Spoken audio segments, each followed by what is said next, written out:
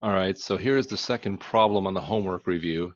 So the idea behind this problem is just understanding the interrelationship between each of these items. And so in essence, what you have to do is you just have to understand how they all work together. So net sales revenue minus variable costs gives us contribution margin, which isn't on here. And then contribution margin minus fixed costs gives us operating income. So I think it'll be easier for me if I insert contribution margin right here.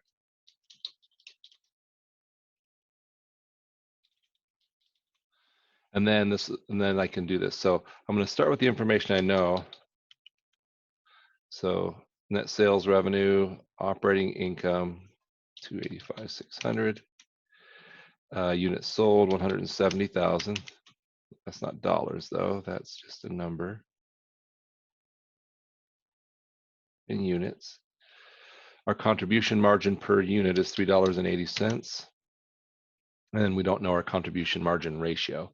So if we know the number of units we sold and the contribution margin per unit, we can figure out our contribution margin total, right? Which is just the number of units sold, 170,000, times the contribution margin per unit. That would give us our total contribution margin. And once we have that, we kind of have the key to the whole problem, because we know our net sales revenue minus our variable costs gives us our contribution margin. So we could also say then that our net sales revenue minus our contribution margin is going to give us our variable costs. We also know that our contribution margin minus our fixed costs gives us operating income. So we could reframe that by saying our contribution margin minus our operating income gives us our fixed costs. And then finally, our contribution margin ratio, we just have to know that that is our contribution margin divided by our net sales revenue. So we should be in pretty good shape for this one.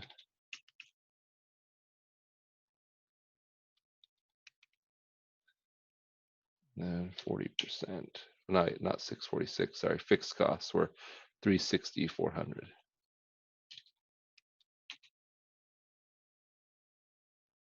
And that should be good for that one. Right, so the next one is going to have different information. And again, we've sort of got to figure it out. Some are harder than others, so we'll see if I get stuck on some of them. So this one, we know our variable costs are 60,000. We know that our fixed costs are 232,000. We don't know our we don't have contribution margin. I said I added that one in myself to make it easier to work with. We don't have our operating income. We do know that we sold 10,000 units. We don't know our contribution margin per unit, but we do know our contribution margin ratio. Let's see, I guess I should do all these formats all the way over just to make our life easy. Dollars, but no cents. This one's just going to be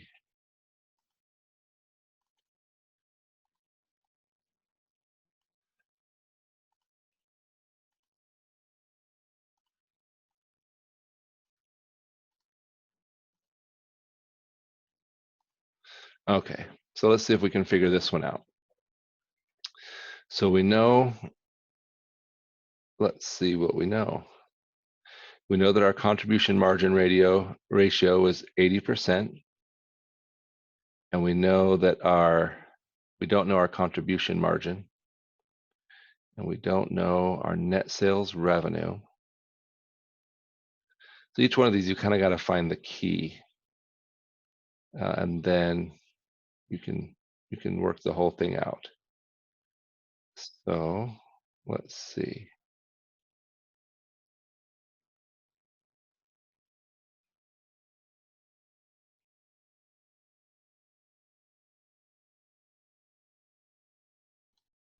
So I think the only way I can figure out sales is kind of algebraically, which stinks.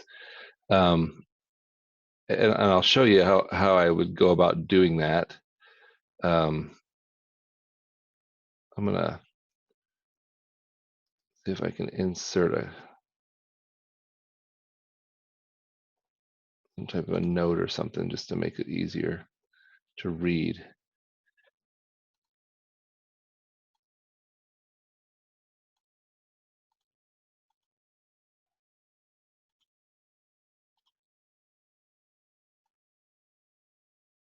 Let's see, like a text box.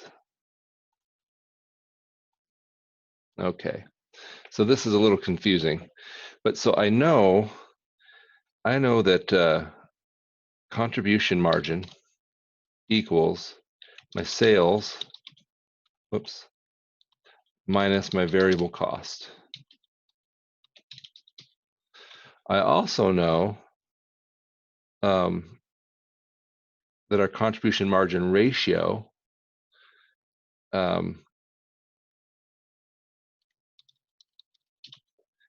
equals our, I guess I would say my contribution margin equals my contribution margin ratio times sales.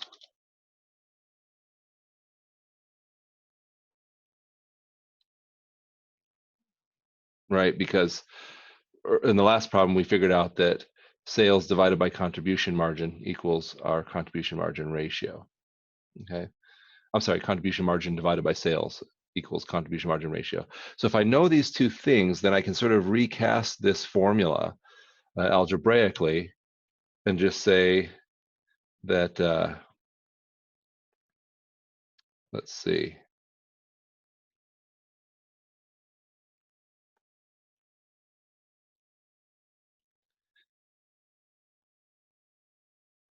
that our let's see, I'm trying to think of the best way to do this. So sales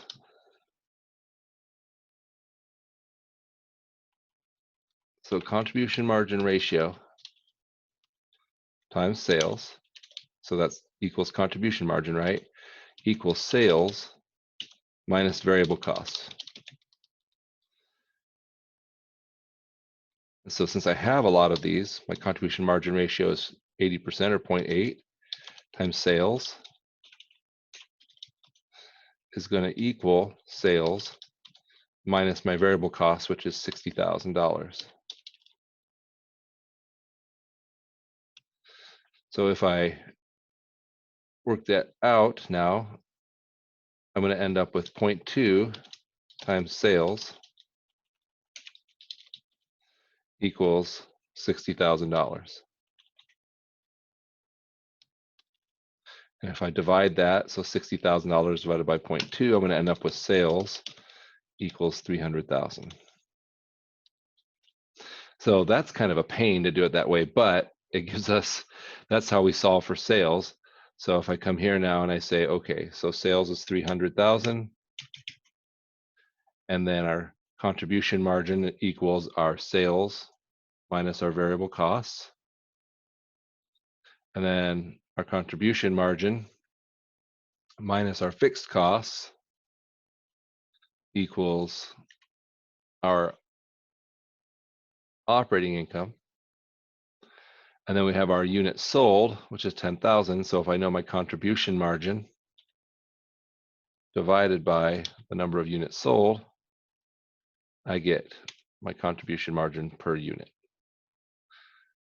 So sorry, that was kind of crazy one, but that's the way I know how to solve it, is just to use algebra to work out the fact that we had too many variables. $24. All right, so that took a while, but got it done. All right, so now let's look at mountain. Let's hope it's a little easier. So mountain, we have our sales revenue of $1,050,000. We have our variable costs, which are $525,000. We have our fixed costs, which are $260,000. Oops, did that again because I entered that contribution margin line myself. I can figure out my contribution margin, which is my sales revenue minus my variable costs. And then I know my contribution margin per unit is $75. So I have to figure out my operating income, which is just my contribution margin minus my fixed costs. And then I can figure out my units sold by, since I know my contribution margin and I know my contribution margin per unit, I can figure out contribution or units sold just by taking the contribution margin and dividing it by the contribution margin per unit. That'll tell me how many units I sold. And then my contribution margin ratio, which is just going to be my contribution margin divided by my net sales revenue, 50%. My operating income was $265,000. Contribution margin, oh wait, no, units sold 7,000. And contribution margin ratio is 50%. All right, last one. I know this is a long one, Valley. So on Valley, we don't have our sales revenue. We do have our variable cost. And we do have our operating income, 31,500. We have our contribution margin per unit. And we have our contribution margin ratio given to us. Okay, so I think we can use the same formula, let's see, to solve for sales, right? Because we have our contribution margin ratio and we have our variable costs. So we'll use this same formula to solve for our sales revenue. So here our contribution margin ratio is 30%. And our variable costs are 100,800.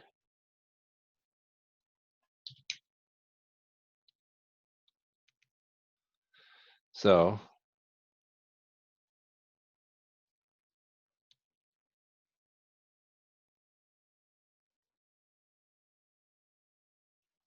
this is going to be 0.7 times sales is going to equal 100,800.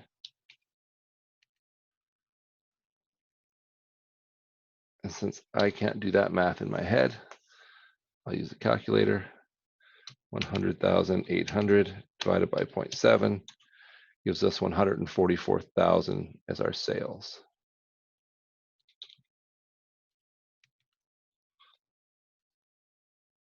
Actually, we'll do it here.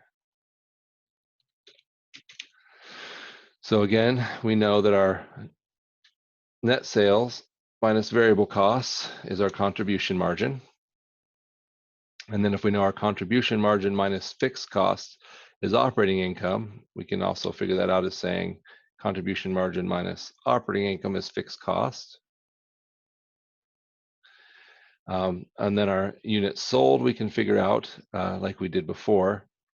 If we know our total contribution margin and we know our contribution margin per unit, and we can say total contribution margin divided by contribution margin per unit is 4,800. And there we go. So fixed costs are 11,700.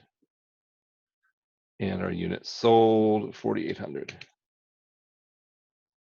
It's a pretty complex problem, right? There's a lot of interrelated parts. So, and that's just the first requirement. So now it says begin by showing the form. So which company has the lowest break-even point in sales dollars and what causes the low break-even point? So begin by showing the formula and then entering the amounts to calculate the break-even point in sales dollars for each company.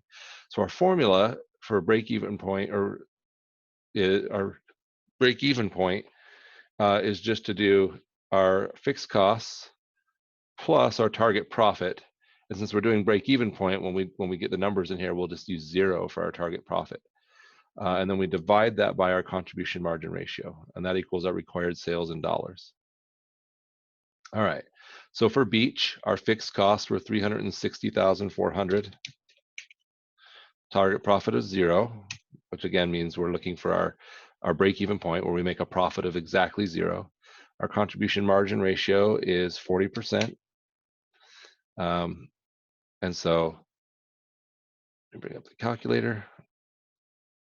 So we'll just do 360,400 divided by 0.4.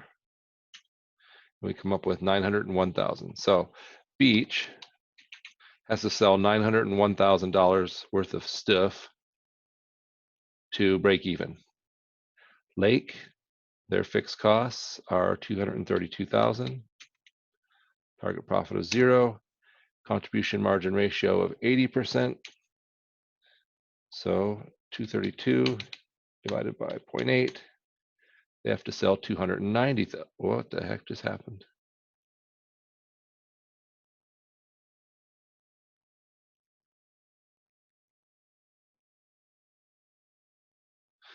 Been having some weird problems with Google Chrome shutting down on me. Hopefully we didn't just lose everything right there, but I think we probably did. That really stinks. I'm going to pause this while I get it fixed. Okay, I got it fixed. Sorry about that. So again, so our fixed costs for Lake, 232,000. Target profit is 0. Our contribution margin ratio is 80%. And so 232,000 divided by 0.8 is 290,000. All right, Mountain, fixed costs, 260,000. Target profit is 0. Contribution margin ratio is 50%. So 260,000 divided by 0.5 is 520,000. It's like I forgot a 0 right here. That's easy to do. And then Valley has a fixed cost of 11,700.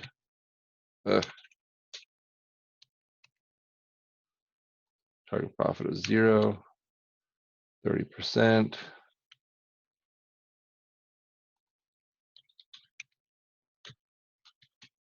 It's 39,000. Piece of cake, right?